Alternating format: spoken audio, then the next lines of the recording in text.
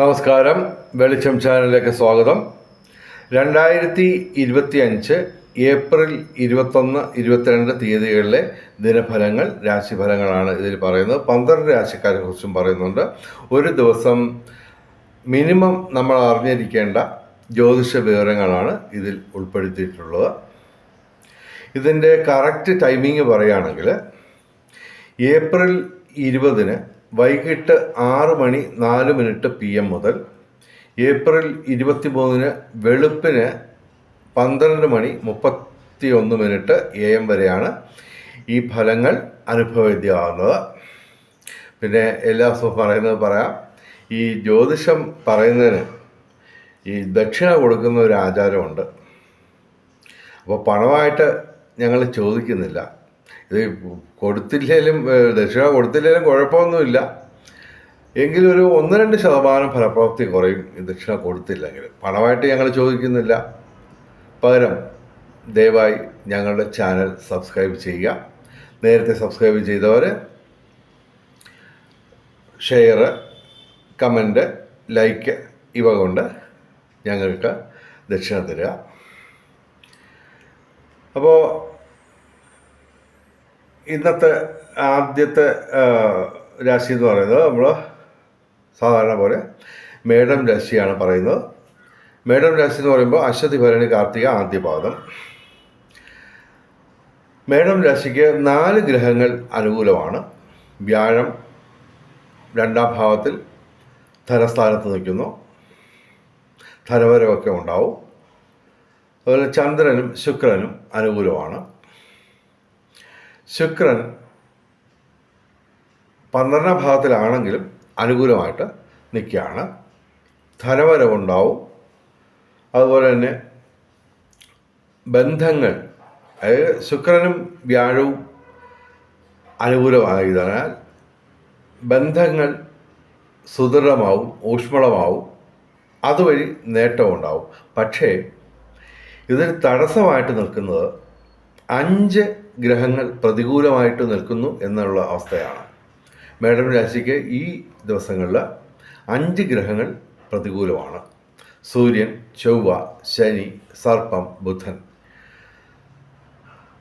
ഇതിൽ 4 ഗ്രഹങ്ങൾ പാപഗ്രഹങ്ങളുമാണ്. അപ്പോൾ പാപഗ്രഹങ്ങൾ പ്രതികൂലമായിട്ട് വരുമ്പോൾ പ്രതികൂലമായിട്ടുള്ള ദിവസമാണെന്ന് നമുക്ക് പറയാം.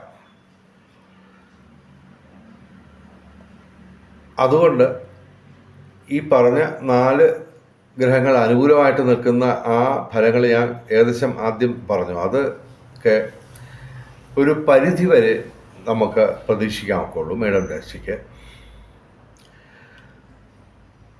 അതുതന്നെ സൂര്യൻ, ചൊവ്വ, ശനി, സർപ്പം ഇവയൊക്കെ പ്രതികൂലമായിട്ട്, ഡയറക്റ്റായിട്ട് പ്രതികൂലമായിട്ട് നിൽക്കുന്നതുകൊണ്ട്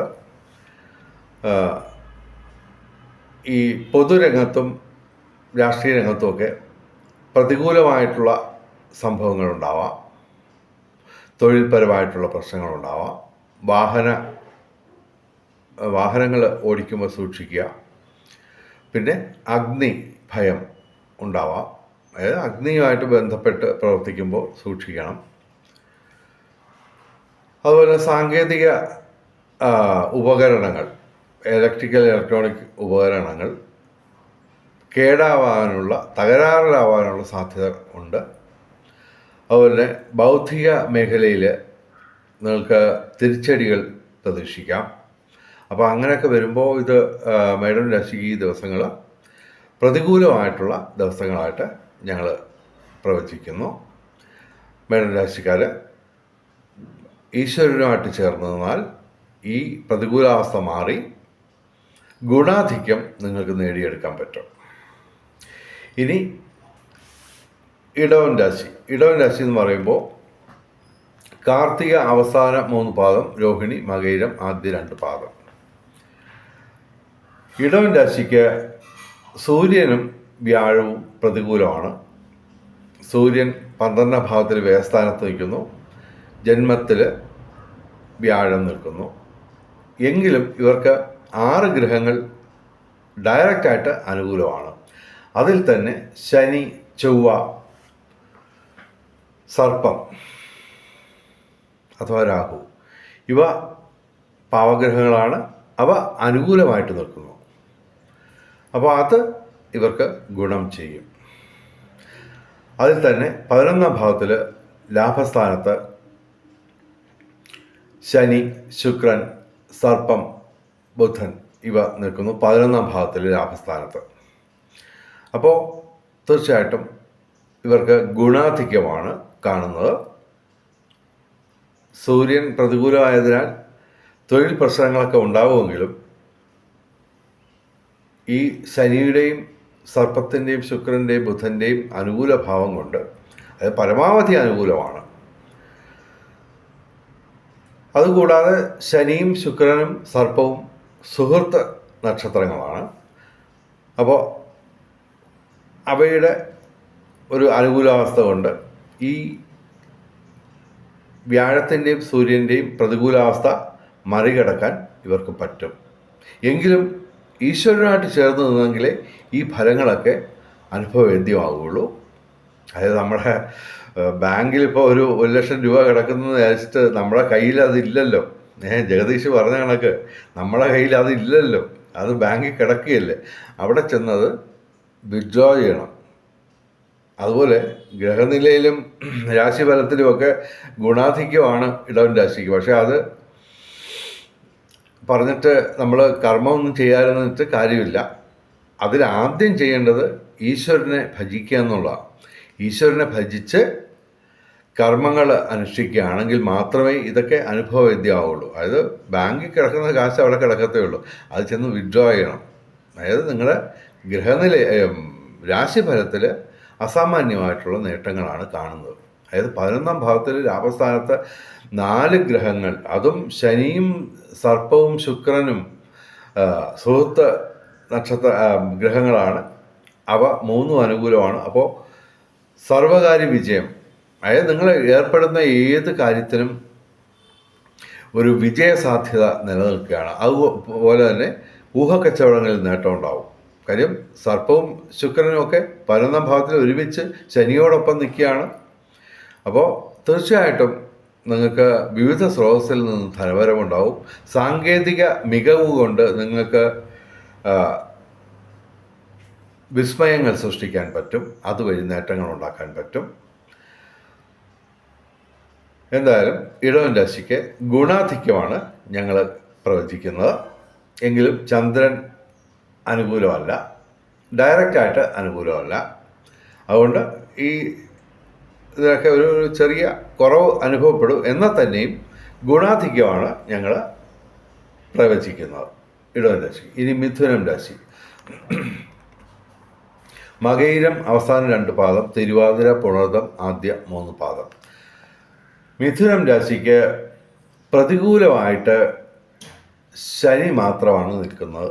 ഡയറക്റ്റായിട്ട് 10ാം ഭാവത്തിൽ കണ്ടകശനിയാണ്.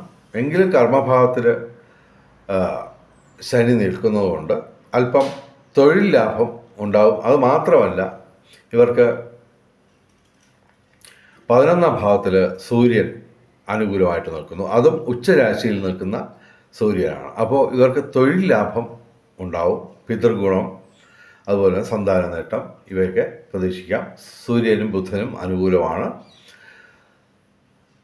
അനുകൂലമായിട്ട് ഡയറക്റ്റായിട്ട് അനുകൂലമായിട്ട് മറ്റ് പ്രധാനപ്പെട്ട ഗ്രഹങ്ങളൊന്നും തന്നെ ഇല്ല.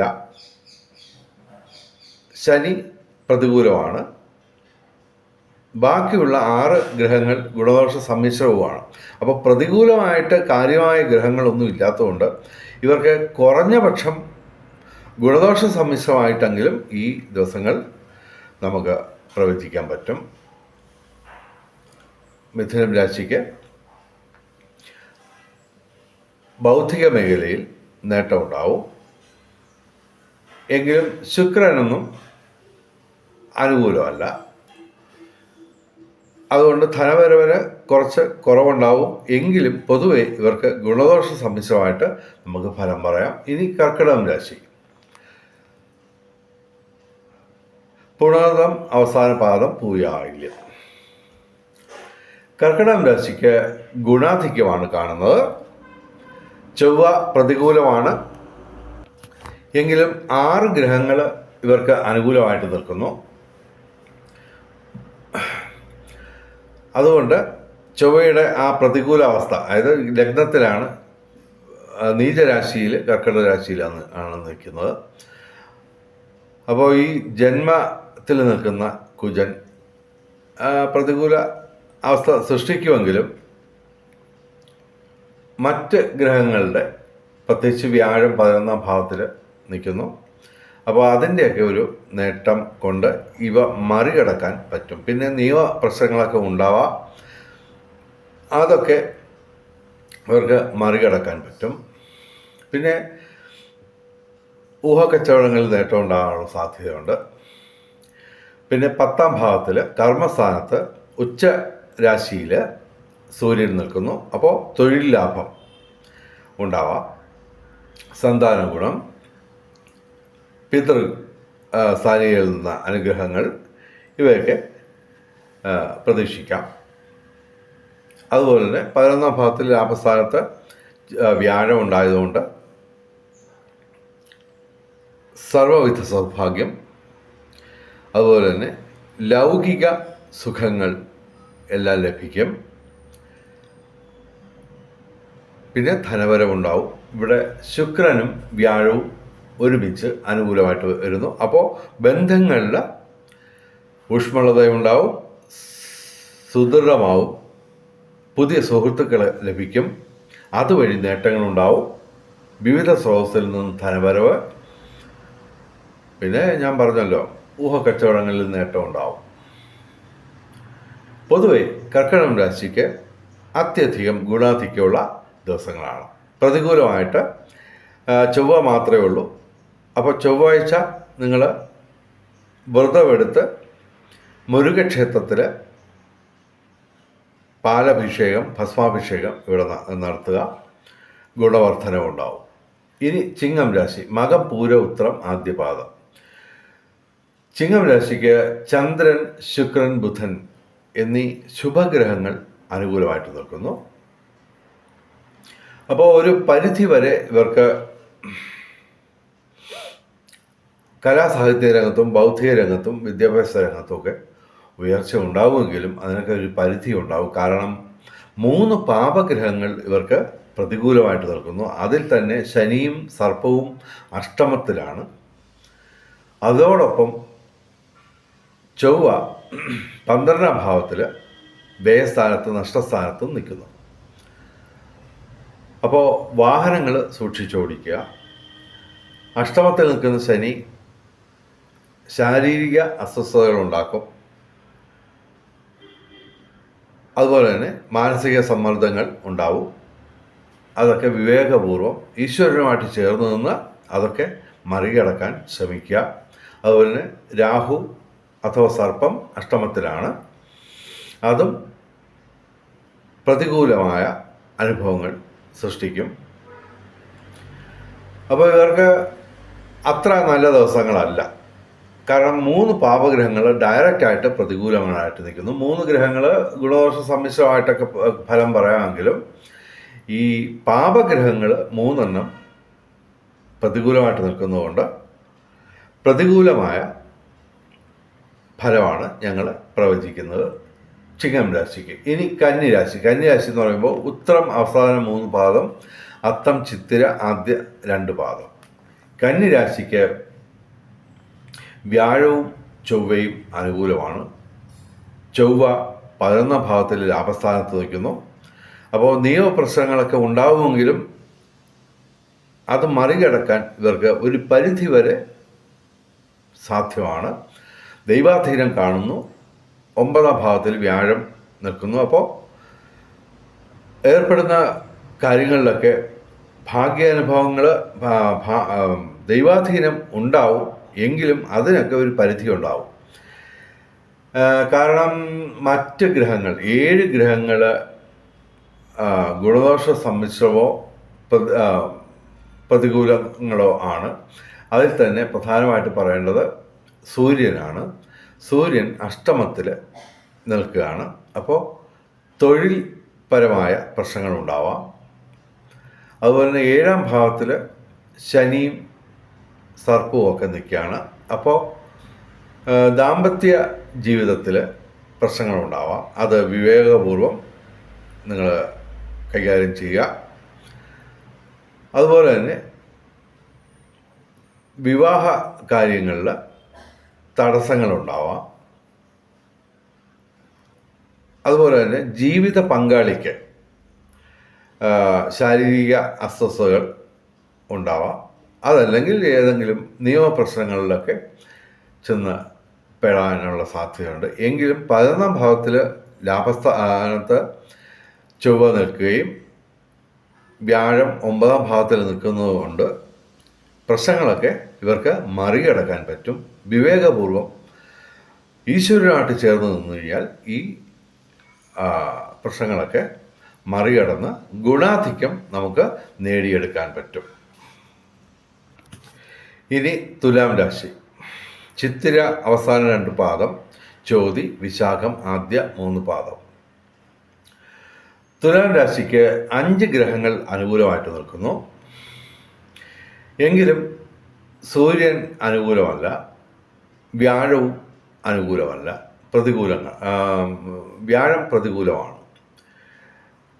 സൂര്യൻ ഉച്ച രാശിയിലായതുകൊണ്ട് ഗുണദോഷ സമ്മിശ്രമായിട്ട് നമുക്ക് കാക്കാം. എങ്കിലും തൊഴിൽ പ്രശ്നങ്ങൾ ഉണ്ടാവാനിടയുണ്ട്. അതുപോലെ തന്നെ ലൗകിക സുഖങ്ങൾ നമുക്ക് പൂർണ്ണമായ തോതിൽ നമുക്ക് അനുഭവവേദ്യമാകില്ല.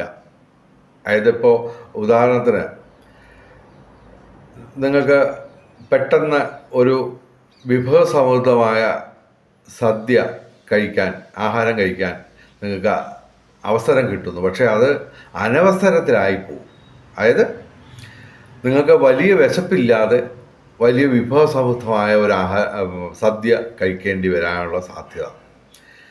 അതായത് വിശപ്പില്ല, പക്ഷേ അമിതമായിട്ടുള്ള രീതിയിൽ വിഭവസമൃദ്ധമായ ഒരു സദ്യ ഈ വിശപ്പില്ലാത്തപ്പോൾ കിട്ടുമ്പോൾ അത് ആസ്വദിക്കാൻ പറ്റില്ല.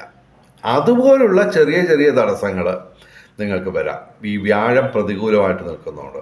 അതുപോലെ ഒരു തുണിക്കടയിൽ ചെല്ലുമ്പോൾ നിങ്ങൾക്ക് ഇഷ്ടപ്പെട്ട തുണിത്തരങ്ങളൊന്നും കിട്ടിയെന്ന് വരത്തില്ല. നല്ല സെലക്ഷൻ എത്ര തിരഞ്ഞിട്ട് നിങ്ങൾക്ക് എടുക്കാൻ പറ്റില്ല. അവസാനം മനസ്സോടെ ഏതെങ്കിലും ഒരെണ്ണം വാങ്ങിച്ചുകൊണ്ട് പോകുക. അത് തന്നെ വളരെ ഇഷ്ടപ്പെട്ട ഒരെണ്ണം ഉണ്ടെങ്കിൽ തന്നെ അതിന് അമിതമായ ഒരു വിലയായിരിക്കും, നിങ്ങളുടെ ബജറ്റിൽ ഒതുങ്ങാത്ത ഒരു വിലയായിരിക്കും അവിടെ ഉണ്ടാവുക. അപ്പോൾ അങ്ങനെയൊക്കെയുള്ള ചെറിയ ചെറിയ ലൗകിക സുഖങ്ങളുടെ ഒരു തടസ്സം, ലൗകിക സുഖങ്ങൾ ആസ്വദിക്കാനുള്ള ഒരു തടസ്സം നിങ്ങൾക്കുണ്ടാവാം ഈ വ്യാഴം പ്രതികൂലമായിട്ട് നിൽക്കുന്നത് കൊണ്ട്. അല്ലാതെ കാര്യമായ പ്രശ്നങ്ങളൊന്നുമില്ല ഈ ദിവസങ്ങളിൽ. ഈ ആഹാരത്തിൻ്റെ വസ്ത്രത്തിൻ്റെ കാര്യത്തിൽ മാത്രമല്ല, മിക്കവാറും എല്ലാ ലൗകിക സുഖങ്ങളിലും നിങ്ങൾക്ക് പൂർണ്ണ സംതൃപ്തിയോടെ നിങ്ങൾക്ക് ആസ്വദിക്കാൻ പറ്റാത്ത ഒരു അവസ്ഥയായിരിക്കും ഈ വ്യാഴം പ്രതികൂലമായിട്ട് നിൽക്കുമ്പോൾ നിങ്ങൾക്കുണ്ടാവുക. അല്ലാതെ ഗുരുതരമായ പ്രശ്നങ്ങളൊന്നും ഇവിടെ കാണുന്നില്ല. അതുപോലെ തന്നെ തൊഴിൽ രംഗത്ത് ചെറിയ ചെറിയ പ്രശ്നങ്ങളൊക്കെ ഉണ്ടാവും. അതൊക്കെ ഇവർക്ക് മറികടക്കാൻ പറ്റും. കാരണം എന്ന് പറഞ്ഞു കഴിഞ്ഞാൽ ഇവർക്ക് സർപ്പവും ശനിയും ചൊവ്വയും അനുകൂലമാണ്. ചൊവ്വ കർമ്മസ്ഥാനത്ത് നീചരാശിയിലാണെങ്കിലും അനുകൂല ഫലം തരും. അപ്പോൾ പൊതുരംഗത്തും രാഷ്ട്രീയ രംഗത്തുമൊക്കെ ഉയർച്ച ഉണ്ടാവും. കാരണം ശനി ചൊവ്വ ഇത് രണ്ടും അനുകൂലമാണ്. ശനി 6ാം ഭാവത്തിൽ ഡയറക്റ്റായിട്ട് അനുകൂലമാണ് 2.5 വർഷം. അപ്പോൾ ഇവർക്ക് ഗുണാധിക്യമാണ് ഞങ്ങൾ പറയുന്നത്. 5 ഗ്രഹങ്ങളെ ഉള്ളൂ ഡയറക്റ്റായിട്ടെങ്കിലും. അതുപോലെ തന്നെ ചന്ദ്രനും അനുകൂലമല്ല. അപ്പോൾ അങ്ങനെയൊക്കെ വരുമ്പോൾ ഗുണാധിക്യം ഉണ്ട്. പക്ഷേ അതിനൊക്കെ ചെറിയ ഒരു പരിധിയൊക്കെ ചിലപ്പോൾ നമുക്ക് നിശ്ചയിക്കേണ്ടി വരും. എങ്കിലും നിയമപ്രശ്നങ്ങൾ ഉണ്ടാകുമെങ്കിലും ഇവർക്ക് മറികടക്കാൻ പറ്റും. പിന്നെ ഏർപ്പെടുന്ന ഏതൊരു ഉദ്യമത്തിനും ഇവർക്ക് വിജയസാധ്യത കാണുകയാണ്. കാരണം ശനി അനുകൂലമാണ്. അതുകൊണ്ട് സാങ്കേതിക മികവ് കൊണ്ട് നിങ്ങൾക്ക് നേട്ടങ്ങൾ നേടിയെടുക്കാനും കഴിയും. തുലാം രാശിക്ക് ഈ ദിവസങ്ങളിൽ ഗുണാധിക്യമാണ് ഞങ്ങൾ കാണുന്നത്. അതുപോലെ തന്നെ ഊഹക്കച്ചവടങ്ങളിലും സാധ്യത നിലനിൽക്കുകയാണ്. ഇനി വൃശ്ചികം രാശി. വൃശ്ചികം രാശി എന്ന് പറയുമ്പോൾ വിശാഖം അവസാന പാദം അനിഴം തൃക്കേട്ട. വൃശ്ചികം രാശിക്ക് അത്യധികം ഗുണാധിക്യമുള്ള ദിവസങ്ങളാണ്. 7 ഗ്രഹങ്ങൾ ഇവർക്ക് അനുകൂലമായിട്ട് നിൽക്കുന്നു. അതുപോലെ തന്നെ പ്രതികൂലമായിട്ട് ഗ്രഹങ്ങളൊന്നും, അതായത് ഡയറക്റ്റായിട്ട് പ്രതികൂലമായിട്ട് ഒരു ഗ്രഹവുമില്ല. ശനി 5ാം ഭാവത്തിൽ വലിയ ഗുണങ്ങളൊന്നും ചെയ്യത്തില്ലെങ്കിലും വലിയ ദോഷങ്ങൾ ചെയ്യില്ല 5ാം ഭാവത്തിലെ ശനി. അത് മാത്രമല്ല, സുഹൃത്തായ ശുക്രൻ്റെ ഉച്ചക്ഷേത്രത്തിലാണ് ശനി നിൽക്കുന്നത്. പക്ഷേ കുംഭത്തിൽ ശനി നിന്നിരുന്നപ്പോൾ ശനിയുടെ ആ പ്രതികൂലാവസ്ഥ പൊതുവെ ആർക്കും വരില്ലായിരുന്നു. പക്ഷെ ഇവിടെ കുറച്ചുകൂടി ശക്തി കുറഞ്ഞ ശനിയാണ്. അപ്പോൾ അത്യാവശ്യം പ്രശ്നങ്ങളൊക്കെ ഉണ്ടാവുമെങ്കിലും ഇവിടെ ഇവർക്ക് 5ാം ഭാവത്തിൽ കാര്യമായ ദോഷമൊന്നും ശനി ചെയ്യില്ല. പിന്നെ ചൊവ്വ നിൽക്കുന്നത് ഭാഗ്യസ്ഥാനത്താണ്. അത് ഗുണദോഷ സമ്മിശ്രമായിട്ടുള്ള ഫലം തരും. അപ്പോൾ ഡയറക്റ്റായിട്ട് ഗ്രഹങ്ങളൊന്നും പ്രതികൂലമായിട്ട് ഡയറക്റ്റായിട്ട് ഒരു ഗ്രഹവുമില്ല. അതുകൂടാതെ 7 ഗ്രഹങ്ങൾ ഇവർക്ക് അനുകൂലമായിട്ട് നിൽക്കുന്നു. അപ്പോൾ ഇടിവെട്ട് സൗഭാഗ്യമാണ് ഞങ്ങൾ പറയുന്നത് വൃശ്ചികം രാശിക്ക്. അതുപോലെ തന്നെ ശുക്രനും വ്യാഴവും ഒരുമിച്ച് അനുകൂലമായിട്ട് നിൽക്കുന്നു. അപ്പോൾ ബന്ധങ്ങൾ വഴി നേട്ടമുണ്ടാവും. അതുപോലെ കേതു 11ാം ഭാവത്തിൽ 5ാം ഭാവത്തിൽ സർപ്പം. അപ്പോൾ അതുകൊണ്ട് കച്ചവടങ്ങളിൽ നേട്ടമുണ്ടാവും. അതുപോലെ ശുക്രനും ബുധനും ഒരുമിച്ച് അനുകൂലമായിട്ട് നിൽക്കുന്നു. അപ്പോൾ കലാസാഹിത്യ രംഗത്തും ബൗദ്ധിക രംഗത്തും വിദ്യാഭ്യാസ രംഗത്തും ഉയർച്ച ഉണ്ടാവും. വിവിധ സ്രോതസ്സിൽ നിന്ന് ധനവരവുണ്ടാവും. അതുപോലെ സൂര്യൻ ഇവിടെ ഇവർക്ക് 6ാം ഭാവത്തിൽ അനുകൂലമായിട്ട് ഉച്ച രാശിയിൽ നിൽക്കുന്നു. അപ്പോൾ തൊഴിൽപരമായിട്ട് ഇവർക്ക് നേട്ടമുണ്ടാവും. സന്താന ഗുണം, പിതൃസ്ഥാനിയിൽ നിന്ന് അനുഗ്രഹം ഇവയൊക്കെ ഉണ്ടാവും. പൊതുവെ വൃശ്ചികം രാശിക്ക് ഇടിവെട്ട് സൗഭാഗ്യങ്ങളാണ് ഈ 21, 22 തീയതികളിൽ ലഭിക്കുക. ഇനി ധനുരാശി. ധനുരാശി എന്ന് പറയുമ്പോൾ മൂലം, പൂരാടം, ഉത്രാടം, ആദ്യപാദം. ധനുരാശിക്ക് ബുധനും ശുക്രനും അനുകൂലമാണ്. കലാസാഹിത്യ രംഗത്തും ബൗദ്ധിക രംഗത്തുമൊക്കെ നേട്ടങ്ങളുണ്ടാവും. വിദ്യാഭ്യാസ രംഗത്തുമൊക്കെ നേട്ടങ്ങളുണ്ടാവും. എങ്കിലും ഒരു പരിധി ഉണ്ടാവും. ഇതിനൊക്കെ ധനപരമൊക്കെ ഉണ്ടാവുമെങ്കിലും അതിനെല്ലാം തന്നെ ഒരു പരിധി ഉണ്ടാവും. കാരണം 3 പ്രധാനപ്പെട്ട ഗ്രഹങ്ങൾ ഇവർക്ക് ഡയറക്റ്റായിട്ട് പ്രതികൂലങ്ങളായിട്ട് നിൽക്കുകയാണ്. ശനിയും ചൊവ്വയും വ്യാഴവും. അപ്പോൾ ഈ ദിവസങ്ങളിൽ നല്ല ദിവസങ്ങളല്ല ധനുരാശിക്ക്. ഗുണാധിക്യം നമുക്ക് പറയാൻ പറ്റില്ല. ഗുണദോഷ സമ്മിശ്രത്തിൽ തന്നെ അല്പം പ്രശ്നം ഉള്ള ദിവസങ്ങളാണ്. കഴിവതും പ്രധാനപ്പെട്ട കാര്യങ്ങളിൽ നിന്നൊക്കെ ഇവർ വിട്ടു നിൽക്കുക. പിന്നെ ഈശ്വരനായിട്ട് ചേർന്ന് നിന്ന് കഴിഞ്ഞാൽ ഏത് ചൊവ്വയും ഏത് ശനിയും എവിടെയൊക്കെ നിന്ന് കഴിഞ്ഞാലും പ്രതികൂലമായാലും അഷ്ടമ ശനിയാണെങ്കിൽ പോലും ഈശ്വരനായിട്ട് ചേർന്ന് നിന്നാൽ ഇതൊന്നും നിങ്ങളെ ബാധിക്കില്ല. അപ്പോൾ ഈശ്വരനായിട്ട് ചേർന്ന് നിന്ന് ഈ പ്രതികൂലാവസ്ഥ മറികടക്കാൻ നിങ്ങൾക്ക് കഴിയും. അതിന് കഴിയട്ടെ എന്ന് പ്രാർത്ഥിക്കുന്നു. ധനുരാശിക്ക് അത്ര നല്ല ദിവസങ്ങളല്ല ഈ ദിവസങ്ങൾ. ഇനി മകരം രാശി.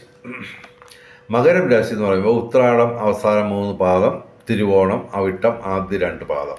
മകരം രാശിക്ക് ഗുണാധിക്യമാണ് കാണുന്നത്. പ്രതികൂലമായിട്ട് കാര്യമായ ഗ്രഹങ്ങളൊന്നും തന്നെയില്ല. ഇവിടെ ഇവർക്ക് 6 ഗ്രഹങ്ങൾ ഡയറക്റ്റായിട്ട് അനുകൂലമായിട്ടാണ് നിൽക്കുന്നത്. 3 ഗ്രഹങ്ങൾ ഗുണദോഷ സമ്മിശ്രമായിട്ടാണ് നിൽക്കുന്നത്. അപ്പോൾ നമുക്ക് ഇടിവെട്ട് സൗഭാഗ്യം ഇവർക്ക് പ്രവചിക്കാം. ചന്ദ്രനും അനുകൂലമാണ്. ശനിയും സർപ്പവും ശുക്രനും സുഹൃത്ത് ഗ്രഹങ്ങളാണ്. അവ മൂന്നും ഇവർക്ക് മൂന്നാം ഭാവത്തിൽ അനുകൂലമായിട്ട് നിൽക്കുന്നു.